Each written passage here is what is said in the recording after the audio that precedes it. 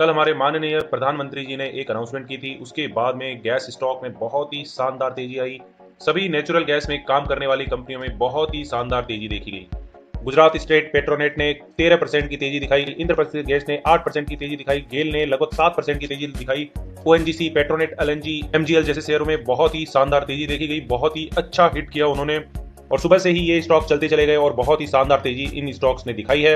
अब सबसे बड़ा क्वेश्चन यही आता है कि क्या ये तेजी बरकरार रहेगी और ऐसी क्या बात हो गई कि नेचुरल गैस को जीएसटी के रिजिम में लाने की बात की जा रही है और इससे इन गैस कंपनियों को क्या बेनिफिट है, नेचुरल गैस कंपनी जो डील कर रही है उन्हें क्या बेनिफिट है, क्या लॉन्ग टर्म के हिसाब से या शॉर्ट टर्म के हिसाब से हम इन स्टॉक्स में पोजीशन बना सकते हैं।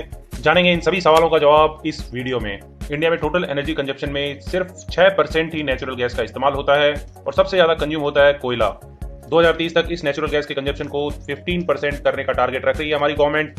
यानी कि नेचुरल गैस को एक बहुत ही बड़ा बूस्ट देने के लिए रेडी है हमारी सरकार और उसके लिए जो भी इनिशिएटिव लेना चाहती है वो ले रही है हमारी सरकार। नेचुरल गैस एक क्लीन फ्यूल माना जाता है जो बहुत ही कम प्रदूषण करता है कोयले और दूसरे पेट्रोलियम प्रोडक्ट के कंपैरिजन में। अब जान लेते हैं इंडिया में नेचुरल गैस प्रोडक्शन की हिस्ट्री क्या रही है, कैसा इसका प्रोडक्शन और कैसा इसका कंजप्शन रहा है। पहले इंडिया में बहुत ही कम प्रोडक्शन और बहुत ही कम कंजप्शन था, जिसे लगभग 3 गुना बढ़ाया जा चुका है और अभी इंडिया की कंजप्शन काफी इंक्रीज हुई है। प्रोडक्शन हालांकि उतनी ज्यादा इंक्रीज नहीं हो पाई है, प्रोडक्शन उतनी अच्छी नहीं है। तो बेसिकली इंडिया में मैक्सिमम नेचुरल गैस इंपोर्ट ही हो रहा है और इसकी कंजप्शन और बढ़ती जानी है। प्रोडक्शन में उतनी अच्छी तेजी नहीं आएगी, ये धीरे धीरे ही बढ़ेगा। यह है एलएनजी का इंपोर्ट का सोर्स। हम किस कंट्री से कितना कितना क्या क्या इंपोर्ट करते हैं वो पूरी डिटेल यहाँ पे दी गई है। एलएनजी का सिंपल सा मतलब है लिक्विफाइड नेचुरल गैस। अगर नेचुरल गैस को कंप्रेस कर दिया जाए तो वो लिक्विफाइड फॉर्म में आ जाती है। तो बेसिकली हम सबसे ज्यादा इंपोर्ट कर रहे हैं कतर से, उसके बाद में एंगोला, नाइजीरिया, यूएई, इनसे हमारी कंजप्शन काफी अच्छी है। आप चौंक जाएंगे इस फैक्ट को जानकर कि पहले हम 83% डिपेंडेंट थे इन पे, कतर पे 2014 तक। उसके बाद में हमारी डिपेंडेंसी इस पे कम हुई है, बल्कि हमने अपने नए सोर्सेज को ढूंढना शुरू किया है। एंगोला, नाइजीरिया, ये सब नए नए सोर्स हमारे सामने उभर के आए हैं। अब जान लेते हैं जीएसटी का हमारा क्या इंपॉर्टेंस है और क्यों ये इतना बूस्ट किया जा रहा है इंडिया में। तो जीएसटी को लागू किया था 2017 में और 5 प्रोडक्ट को इस जीएसटी रिजिम में नहीं लाया गया था, इसे वैट रिजिम में ही रहने दिया था। तो इसमें शामिल थे petrol, diesel, crude oil, natural gas और एटीएफ। लेकिन अब सरकार ने क्या किया है, नेचुरल गैस को एक बूस्ट देने के लिए इस पर जीएसटी लागू करने की बात कही है। आखिर फायदा क्या होगा जीएसटी लागू होने पर? तो नेचुरल गैस पर जीएसटी लगाने का सबसे बड़ा फायदा यही है कि जो भी इंडस्ट्री इसे इस्तेमाल करेगी वो इनपुट टैक्स क्रेडिट ले सकेगी। तो जो भी कंपनी नेचुरल गैस को इस्तेमाल करेगी उन्हें इनपुट टैक्स मिलेगा और इससे बेनिफिट यही मिलेगा कि उनका कॉस्ट कम हो जाएगा, उनकी लागत कम हो जाएगी। हो सकता है सरकार इस पर 5% का टैक्स लगाए, हो सकता है ये टैक्स 12% का रहे या फिर 18% का रहे, या हो सकता है 28% का टैक्स तो नहीं लगना चाहिए, लेकिन क्या पता, कुछ भी हो सकता है। आपको क्या लगता है कि कितने % टैक्स इस पर सरकार लगा सकती है आने वाले समय में? तो इनपुट टैक्स मिलने से क्या फायदा हुआ? इनपुट टैक्स मिलने से ये फायदा होगा कि जो कंपनी पहले दूसरे सोर्स को यूज करती थी, दूसरे रिसोर्सेज को यूज करती थी, अब वो शिफ्ट हो जाएगी नेचुरल गैस के ऊपर और नेचुरल गैस का ज्यादा से ज्यादा इस्तेमाल करेगी। तो अभी नेचुरल गैस का इस्तेमाल होता है हॉस्पिटल्स के अंदर में, होटल्स में खाना बनाने के लिए इस्तेमाल होता है इसका। सिंपल वर्ड्स में इसे ऐसे समझाया जा सकता है कि अगर रेस्टोरेंट के अंदर में गैस इस्तेमाल की जा रही है और उस गैस का जो प्राइस अगर ये पे करते हैं 1000 रुपीज और अगर 5% का इस पे टैक्स लग जाता है तो ये 50 रुपए की टैक्स इनपुट छूट ले सकते हैं और इसे क्लेम कर सकते हैं।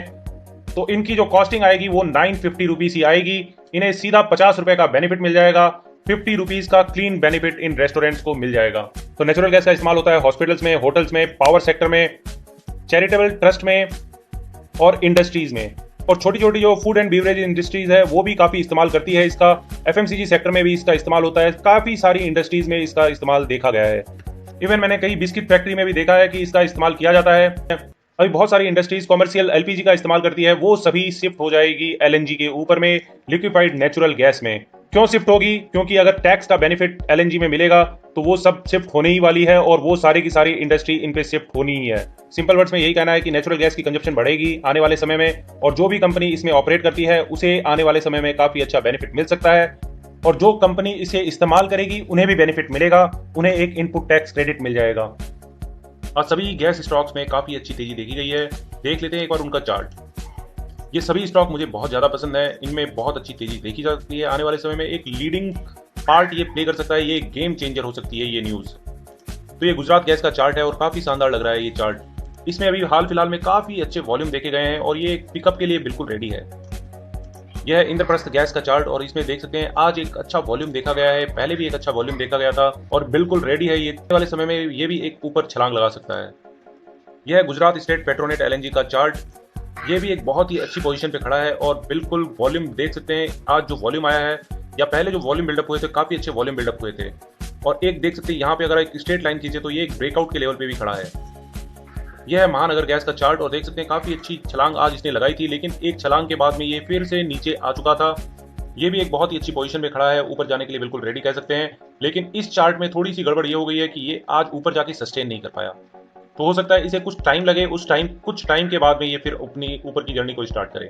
यह गेल का चार्ट और गेल में भी काफी अच्छा वॉल्यूम देखा गया है और काफी अच्छी मूव भी आई थी आज इसमें।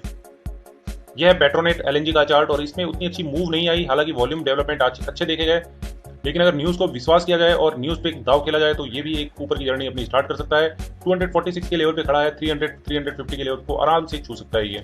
यहाँ पे मेरी कोई भी इन्वेस्टमेंट की राय नहीं है, बल्कि मैं सिर्फ अपने व्यू को एक्सप्रेस कर रहा हूँ। आपको जो भी स्टॉक अच्छा लगता हो इनमें से वो आप बता सकते हैं, या इन लिस्ट के बाहर भी कोई स्टॉक आपको पसंद आता हो तो वो भी आप लिखकर मुझे कमेंट बॉक्स में बता सकते हैं। आशा करता हूँ दी गई जानकारी आप लोगों को पसंद आई होगी। इसी के साथ बहुत बहुत धन्यवाद।